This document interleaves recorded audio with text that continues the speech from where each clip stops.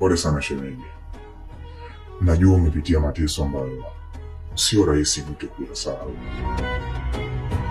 lakini mimi nakusihi usikate tamaa, lakini pia kumbuka kuwa Master Queen anakupenda sana na hajawahi kukuacha nyuma hata sekunde moja.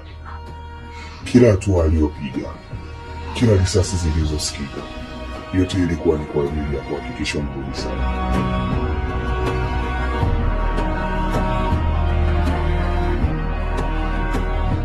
Asante sana. Na kwa kukazia hapo shemeji, pengine Master hakuoneshi kwa maneno kwamba ni jinsi gani nakupenda, lakini vitendo vyake ni ushahidi mkubwa sana juu ya hili. Shemeji, Master Queen alikuwa tayari kuhatarisha maisha yake kwa ajili yako.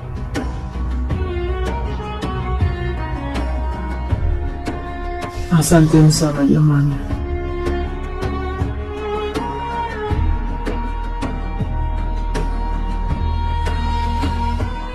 Sisi tunaondoka, so sahau hayo yote yaliyotokea na usiruhusu kabisa yakauvunja moyo wako ama kukufanya ukajihisi kama uko peke yako. Hapana, uko nyumbani sasa, uko salama na sisi tuko nyuma yenu. Asante sana jamani.